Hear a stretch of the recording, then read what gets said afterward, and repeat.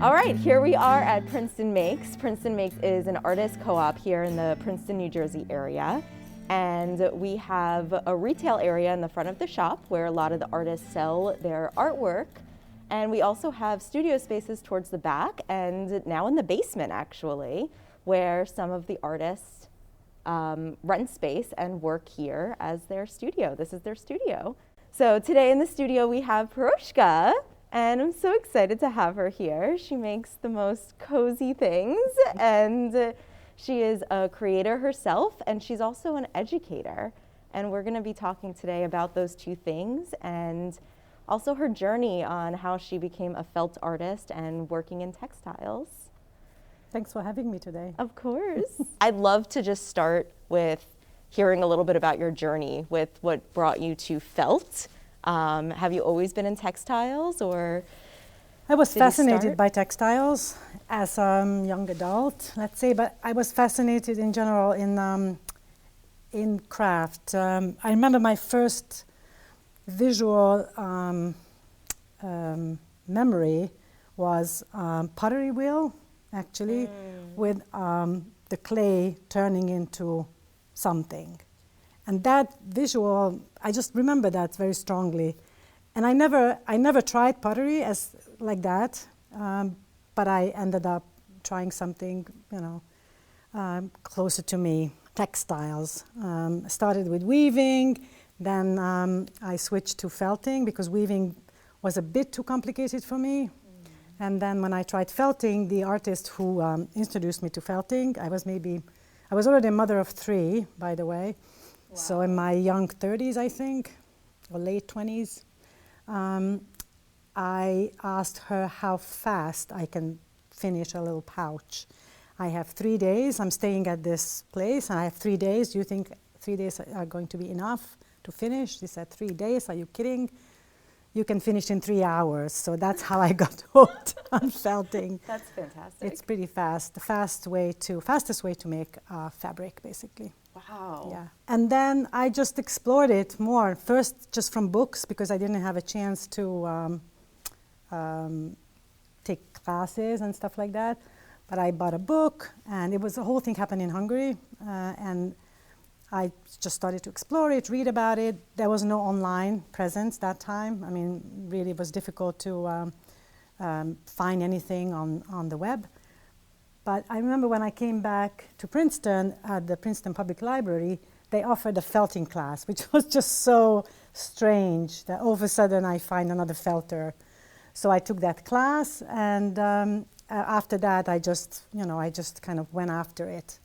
Wow. And I did more and more. This was a way of getting out of my early motherhood, just to do something different than dealing with the kids. So that was a breath of fresh air, as well as learning a totally new thing. I'm a language teacher. I'm educated as a language teacher and a musician as well. Oh, wow. But I never really worked any of these things. Both are passions of mine, like speaking different languages and listen to music, sometimes play music. But this was a very different field. Yeah. And I think it got me closer to my father's way of life. He is a woodworker, and he also taught woodworking. He used to carve wood, but also make structures, mostly roofs. So he's a roofer. Wow. As a profession, but also an architect. That's amazing. So I never actually made things, and then all of a sudden I had the capacity and the capability of doing something new. The rest is history, as they say. Yeah. What specifically do you make with your felt? So I actually use the fuzzy wool right off the sheep, technically. Oh, wow. Yeah. It's not yarn. Yarn is, you turn wool fibers into yarn with a spinning wheel, which I also do. I make yarn. But the felt requires only the fuzzy part. Okay. And then with rubbing, with soapy water and massaging and agitating, then you create this web of fibers. Looks like, when you look at it on the microscope, it looks like a cobweb. And then you shrink it into a more coherent and strong fabric, and that's felt. You can also use yarn, wool yarn, to knit a structure and then put it in the washing machine and then shrink it with hot water and soap. In America, they also call that felt, but it's actually a shrunken knitted fabric, to be precise. Wow. So what I do is I use the yarn to knit something, but then I don't shrink it. Okay. And I use the wool fibers to make the felt. And I mostly I started out making like functional things, hats, scarves, slippers, bags, that kind of stuff. Rugs, my biggest passion is rugs. I don't get to do them a whole lot lately. You need a lot of space for that. Yeah. But I started to do them again. And I also changed my path a little bit after doing all these functional things, which is also a wonderful thing to do, because I can also create very unique pieces. Some are hats that I sold, and I also gave away as gifts. But I think I really like making collages and just non-functional artwork, wall pieces, and even rugs that look very different than your, let's say, more traditional rugs. So how'd you find about Princeton Makes, or what brought you here? Well, actually, Princeton Makes found me. And Jim asked me to check it out and see if I'm comfortable and with the setup and if I'm interested. And of course I was interested, and since I didn't need the studio space, I wasn't interested in that part. But I felt very much at home immediately, and it's a wonderful group of artists, and I feel like it's an extended family for me, and just very, very inspiring. I look at beautiful things every time I come, and every time I sit in a gallery, and it's just really nice it's a camaraderie of the artists. It's just a nice place to come back to as an artist, or as just, I hope people find it also very inspiring, and I can't find a better word for that. I think inspiring is a great word. I realized very early on that I love sort of giving away my knowledge or transferring my knowledge, that little that I had that time, to other people who were interested. First, I started out teaching felting for adults. Okay. And at the very beginning. And then slowly but surely, I explored other age groups, so to say.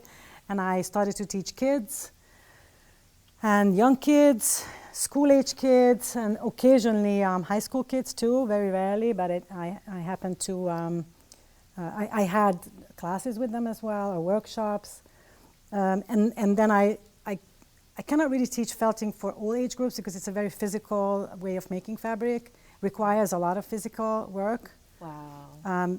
Mixing up those fibers and shrinking it, it's actually a lot of work. Even small pieces require just strength. Wow. So I actually switched to yarn, and then I started to teach weaving for kids, and we had other yarn projects. We make jump ropes. I have a contraption that we can make jump ropes, bags, and occasionally some felting too, but very little. I teach mostly at the Princeton Arts Council. They have after-school classes, and also I teach camps there. It's wonderful when we have a lot of time. We can do very relaxed atmosphere, and we can do a lot of wonderful things. And they all enjoy working with their hands. Yeah.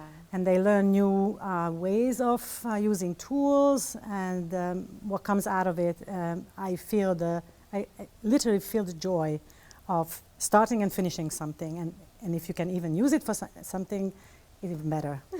Like they make a scarf, or it's great. Oh, that's it's so wonderful. great. And I also teach at area schools. Sometimes I teach after-school clubs there. They're so lucky to have you. I feel lucky that they want me there. Are there any challenges that come with that? I love challenges.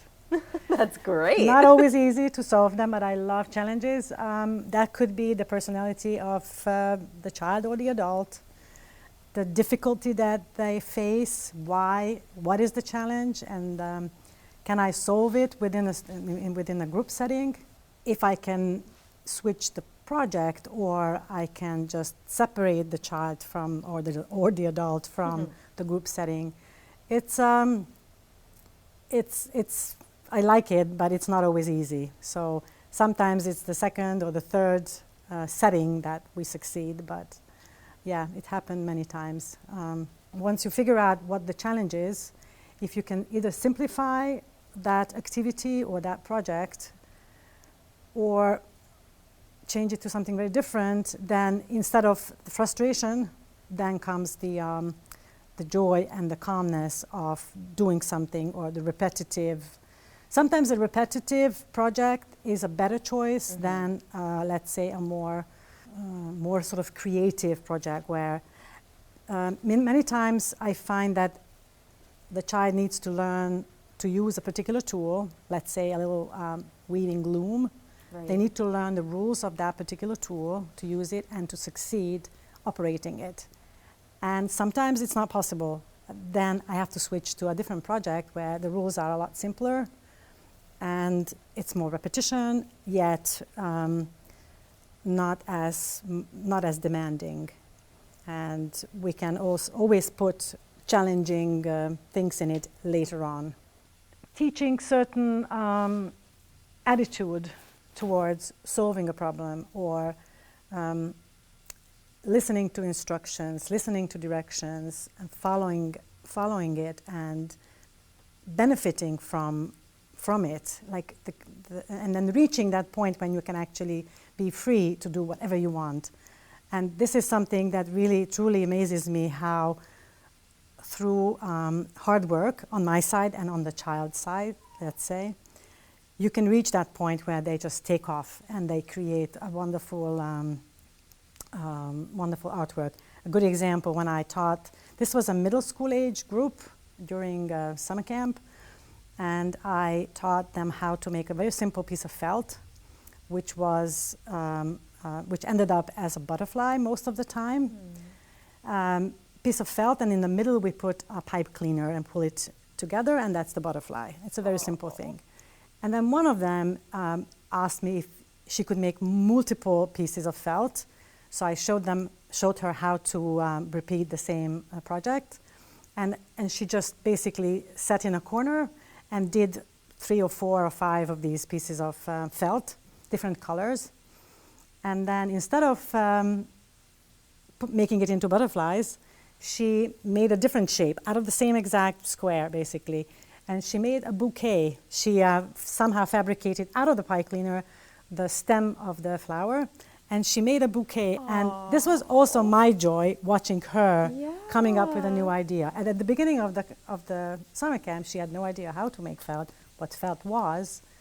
And so that's what I'm saying, that once you learn the steps, then you can take off. But the eagerness to learn, that's what I would like to, as an educator, that's what I would like to give it to the kids, or transfer to the kids, the eagerness to learn new things and not being afraid of making mistakes. There is always something out of mistakes. Maybe you can turn it into something different, or you can look at it from a different angle. You can cut it up, stitch it back together, that kind of stuff. So the eagerness to learn and not being afraid of mistakes, and then just keep at it, repeat and find joy. That's fantastic. In the making. It's so rewarding for everybody. It is, yeah.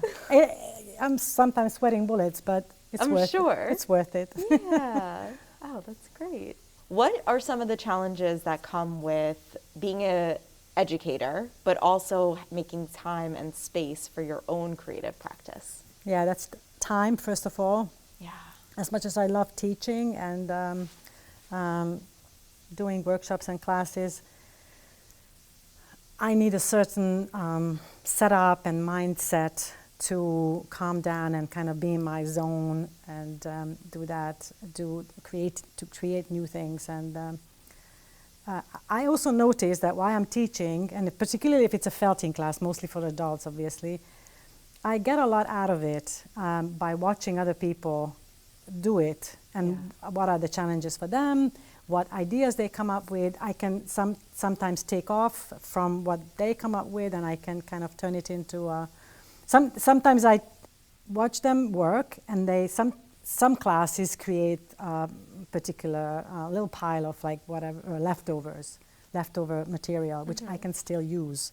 Right. I remember one time I went home and I just used the leftover materials, like the leftover wet wool that those people didn't want, and that was also a nice challenge for me, what I can come up with.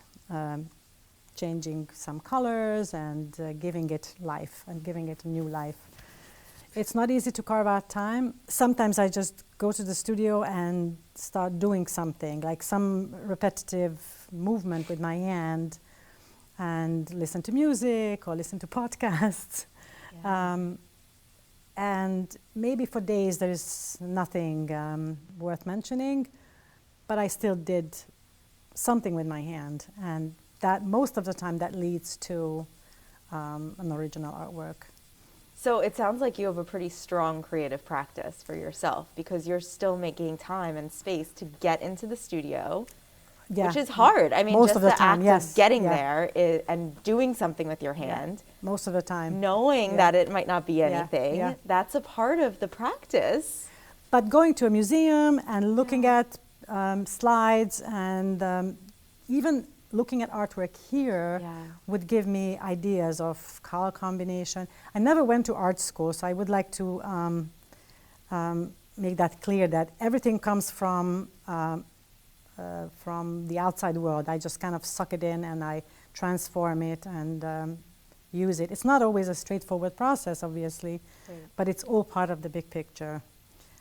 And I don't mind making mistakes and failing, sort of, because that's also part of creation. And sometimes I just, as I said in my other example, sometimes I just cut it up and make it into something different, in the physical sense of the word as well as, theoretically Right. speaking. That's awesome. Thank you for sharing all that. Yeah. I take every opportunity when I'm out there and talking to people to emphasize the amount of work that goes into any kind of artwork. I mean, textiles particularly, because we don't realize how textiles surround us. Maybe not in the modern world in that sense, like in the old days, everything was handmade and people lived with it through their lives. And now it's different. Sometimes you have to go after handmade textiles, but it's a wonderful new era of kind of rejuvenating, making things in general and turning it into an art thing even better. And it's also good for the environment. Yeah. That's great. We need more of that. That's Not that we want to put it on the compost pile, but right. But you're just in using general. materials that are biodegradable, Yes. and you're not adding more plastics to the earth. yeah. Are you ready for some questions? Yes.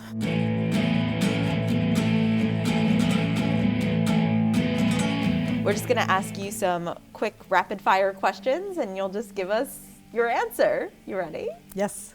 Okay. What is your favorite artist of all time? Matisse. Overall, I just love his shapes, and I particularly love his cutouts. What is your favorite material to create with? Guess what? Wool. What is the space that you feel most creative at or in? Believe it or not, in the kitchen. Oh, The yeah. kitchen kind of, it's a symbol of my creativity. I can listen to music, I can cook, I can do some felt, I can knit, I can do some spinning. What is your worst artistic nightmare? Somebody gave me a bag of wool of unknown origin. I thought it was wool that I always use, and it turned out to be wool that doesn't felt. It was processed in a way that it doesn't stick together. It looks like any wool fibers, but it's something called superwash wool, and then it doesn't felt. Oh my gosh. So were you So that's making why actually something? my nightmare, yes. And it just thank wasn't God, holding thank God shape or I anything. just started and I did a little sample, Yeah. but that would be Right. personally my biggest nightmare, when the wool doesn't felt. when Oh it my happens. gosh. And then the last question is, what's one word that describes how you feel when you're creating? Well, 3 words really: in the zone. I love it. Does that count? I think it counts. Yes. Yeah. Piroska is the artist of the month for December. We have 2 artists of the month this month. So Piroska and also Tatiana, which we'll be meeting with next time. You have an artist talk coming up. My artist talk is on December 15th, 6:30. We meet and greet, and some finger food. And 7 o'clock is my talk. I'm going to do a slideshow about history of felt. Ooh. Felting, past and present. That's the title. So I think that's it for today. Thank you very much. Yeah, you're welcome. Thank you. Thank you for being here and sharing your journey with us. Yeah, so for the listeners out there, we're going to have a link to Piroska's work. We'll have her website and maybe some social media handles that you have. It's piroskafelts.com, piroskafelts.com. Perfect. And are you on any social media platforms? I'm on Instagram, like that, Piroska Felts. Great. And also on Facebook, I have a professional account. Great. Piroska Is it also Felts. Piroska Felts? Yes. Perfect. Amazing. Easy to remember. So during the holiday season, we are open 7 days a week, 10 to 6. So come visit us. Get all of your holiday gifts here. And you can visit our website at princetonmakes.com for all of our December events. And if you have any questions or suggestions or things you'd like to know, you can send us an email at princetonmakes@gmail.com. This podcast was created by Zohar Lavi-Hasson and myself, Rebecca Swan. And our theme music is by Renata Pugh. This podcast was recorded at Princeton Makes at the Princeton Shopping Center in Princeton, New Jersey. We'll see you next time.